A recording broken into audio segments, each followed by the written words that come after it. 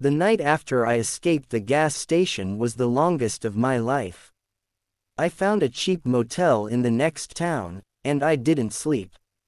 I just lay there, fully clothed, lights on, staring at the ceiling, trying to convince myself it had all been some kind of hallucination. The morning sun didn't help. I drove into town, found the local diner, ordered black coffee, and sat at the counter flipping through local newspapers. I didn't know what I was looking for, maybe an article about the station, or missing people. Something. The waitress was middle-aged, kind-eyed. She noticed me reading the older clippings. "Tourist?" she asked. I nodded. "Looking for ghosts?" I looked up. She smiled, half sincere, half wary. "Lot of folks come through here chasing legends," she said. "Especially about the road." I asked her what she meant. She lowered her voice. 30 years ago, 3 men opened a gas station out on Highway 50. Not much traffic, but they didn't mind. They weren't in it for the money. What were they in it for? I asked. She leaned closer. One by one, they started disappearing. The last one, Joe Langley, he went crazy. Claimed he could hear the road whispering. Said it needed sacrifice. Then he vanished too. Cops shut the place down. I told her I'd seen it. She froze. "No, you didn't," I insisted. She looked genuinely scared now. People who see that station don't come back the same. If they come back at all. I finished my coffee and left. I couldn't stop thinking about the photo I saw behind the counter, the 3 men. The one in the middle was definitely the man I saw behind the glass. That night, I opened my laptop and started digging. I searched for Joe Langley, the gas station, the missing people. Some names popped up, mostly old articles from the late 80s and early 90s. There were patterns. People reported seeing a strange station that wasn't there before. Then they vanished. Some were found days later, disoriented, walking barefoot miles from civilization. Others were never seen again. I made a list of names. I didn't sleep again. The next morning, I drove back toward the area. I told myself it was to find proof. Maybe film it, maybe warn others. But deep down, I knew I had to go back. Not just to the station, but to the place behind it. Because I was starting to hear things. At first, it was just static on the radio. Then whispers when I drove alone. Then, in my dreams, the man behind the glass, staring with hollow eyes, mouthing something I couldn't hear. The road was calling me back. And I was going to answer.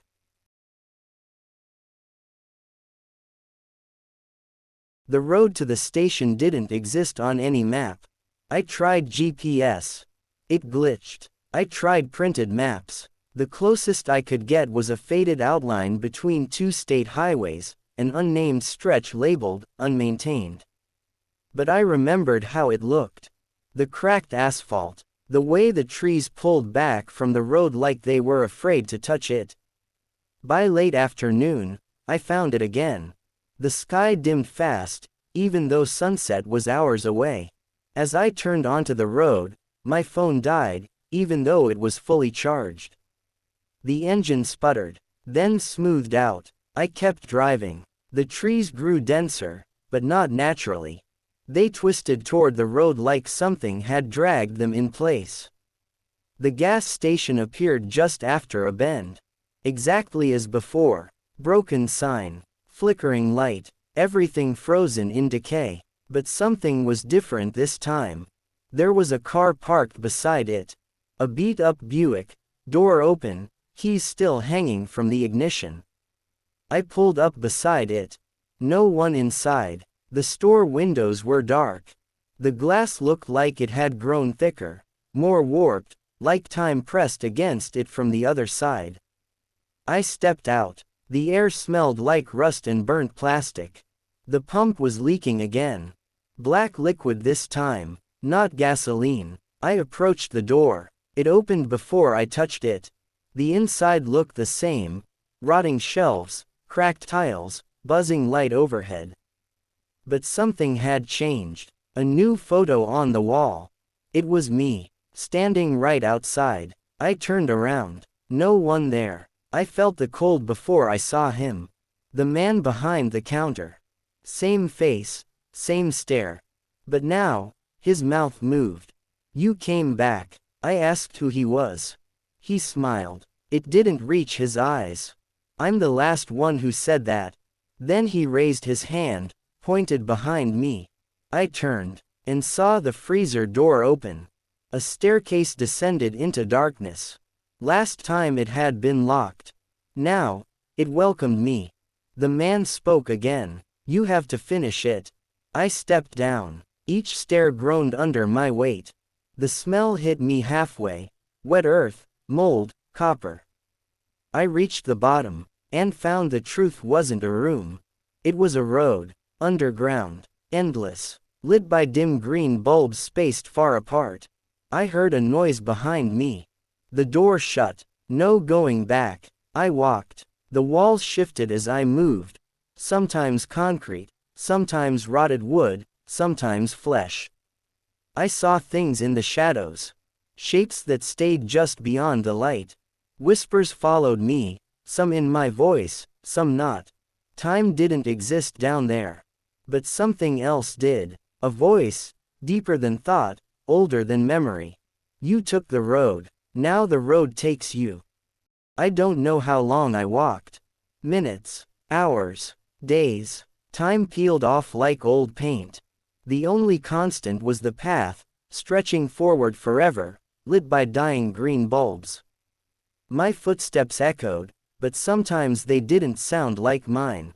Sometimes, I heard footsteps ahead of me, too quick, too light. I called out. No answer. Then I saw her. A girl, maybe 11, standing in the middle of the road. Long hair, dirty white dress, barefoot. She looked up at me. "You shouldn't be here," she said. "I know," I answered. "Why did you come?" I told her the truth. I didn't know anymore. She stepped closer. "Most people don't walk the road," she said. "They stop at the station. They watch. They forget. But you went deeper. Why?" I couldn't answer. She frowned. "It'll change you." Then she turned and walked ahead. I followed. She didn't look back. Eventually, we reached a door, metal, rusted, pulsing like a heartbeat. The girl pressed her hand to it. "Everything behind here is what they left behind," she whispered. "Who?" "The ones who built the station. The ones who fed the road." She looked at me. Her eyes weren't human now, black, wide, endless. "You have to see," she said. "Then choose." The door opened. What lay beyond wasn't real. Or maybe it was too real. A room, floating in blackness. Walls made of memories. Flickering images of pain, fear, betrayal. I saw the man behind the counter. Younger. Laughing. Then crying. Then screaming. I saw people enter the station and never leave. I saw them fed to something beneath it. I saw the 3 founders of the station standing at the edge of an open pit, throwing objects in, photographs, clothes, bones. I saw one of them refuse. He was dragged in. The other 2 turned away. Then I saw myself, standing in the gas station, alone, staring into the mirror. Except I wasn't me. I was the man behind the glass. I stumbled back. The girl pointed to the wall. "Everyone who enters the station leaves something behind," she said. "And you left too much." The room folded in. I was back on the underground road. Alone. But now, something followed me. A shadow. It moved when I did, but not always the same way. It whispered in a voice almost like mine. "I'm what you forgot." I ran. The lights blinked out one by one behind me. The ground cracked. Voices screamed my name. Then I saw the stairs. The exit. I climbed. Each step was heavier than the last. But I made it. Burst through the freezer door. collapsed on the station floor. Breathing hard. Everything looked the same. Dust. Shelves. Silence. Except the man was gone. And the photo on the wall had changed. It was now a picture of the girl, standing beside me, smiling. I stumbled outside. The sky was wrong. It wasn't day or night. Just a dull, red haze. The trees didn't move. No wind. No sound. The road stretched endlessly in both directions, but something told me turning back wasn't an option. The Buick was gone. My own car was rusted, windows shattered, tires melted into the ground. Time had passed, or bent. I looked back at the station. The sign had changed. It didn't say, gas. It said, almost there. The girl's photo still hung on the wall, inside. But her eyes had shifted. They looked directly at me now. Watching. Judging. Something in my chest tightened. I walked back in. The floor creaked. The lights buzzed louder than before. The shelves were stocked again. Cans without labels. Bottles filled with black liquid. Bags of something that twitched when I passed. The man behind the counter was back. But older now. Skin sagging. Eyes hollow. Almost there, he said without moving his lips. I asked him what was happening. He lifted a hand and pointed to the back room. The freezer door was gone. In its place, a mirror. Cracked, fogged, but it showed something behind me. Not a reflection, a version of me, twisted, bleeding, eyes black like the girl's. It smiled. Keep going, it said. I turned around. Nothing was there. The man spoke again, this time with a voice layered, like three people speaking at once.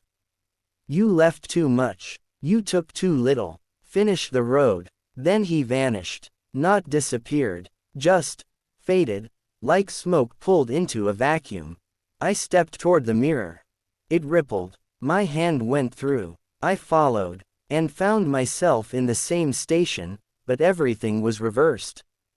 Shelves on the ceiling. Sky underground. Voices backwards. I walked outside. The air stung like static. Everything was silent, except for a faint hum coming from the asphalt. The road glowed beneath my feet. Words etched in the cracks. The final mile. I walked. The world fell away behind me, trees crumbling into ash, signs melting, clouds evaporating. Only the road remained. Eventually, I reached the end. A cul-de-sac made of mirrors, all reflecting different versions of me. One was laughing. One was screaming. One was on fire. One was gone, just empty clothes. In the center stood the girl. She held something in her hands. My old keys. She smiled. You're ready. I asked for what to choose. She pointed to the mirrors. Pick the one that belongs to you. I looked around. None of them felt right. They were all wrong. Broken. Distorted. Then I noticed it. A space between two mirrors. Empty. No glass. Just a blank wall. I walked to it, and saw my reflection appear, normal. Tired.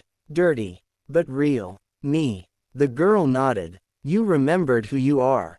But now. She stepped back. The road remembers you too. The mirrors shattered. Voices screamed. The sky cracked open, and the ground fell away. I was falling, but there was no wind. No ground. Only color. Shifting shades of black and red, like blood in oil. Then I stopped. Not with a crash, not with impact. I just stood in a room made of asphalt. Ceiling of blinking road signs. Walls of stacked tires. The floor pulsed, breathing. In the center stood the girl.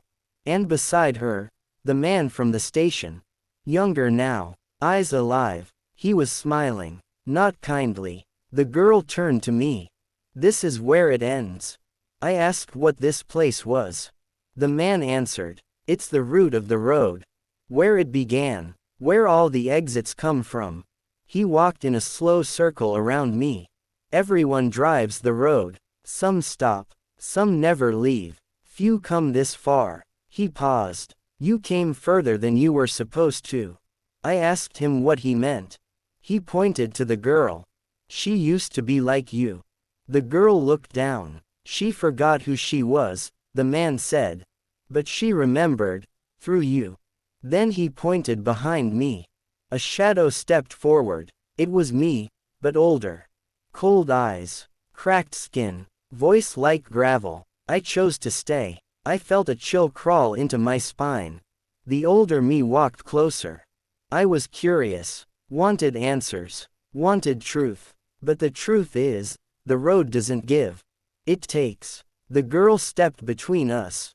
He can still leave. The man's smile faded. No one leaves clean. He raised his hand. The world darkened. Images flashed in the walls. Moments I'd forgotten. Things I'd done. Good. Bad. Ugly. The people I helped. The ones I hurt. The chances I ignored. The kindness I gave. And how it was twisted. Then silence. The girl looked at me. You carried more than most. I asked what that meant. You didn't just come down the road. You brought pieces of others with you. Their pain. Their weight. She touched my chest. They were heavy. But you didn't drop them. Tears welled in her eyes. You reminded me. I looked around. The man was gone. The shadow vanished. The girl stepped forward. Held out my keys. You earned your way out. I took them. The ground cracked beneath me. Light spilled through. Real light. Daylight. She smiled. I'll stay here, in case someone else remembers. I nodded. Turned the key in midair. And a door appeared. Old wood. Faded handle. I opened it. Walked through. And stepped into my car. Parked on the side of a normal road. Birds chirping. Sun shining. Wind blowing through my window. My hands were shaking. But I was free. I looked in the rearview mirror. The station was gone. Just empty desert. But in the mirror, for one last moment, I saw the girl. Smiling. Then fading. I turned the key. The engine started. And I drove. This time, forward. Toward life.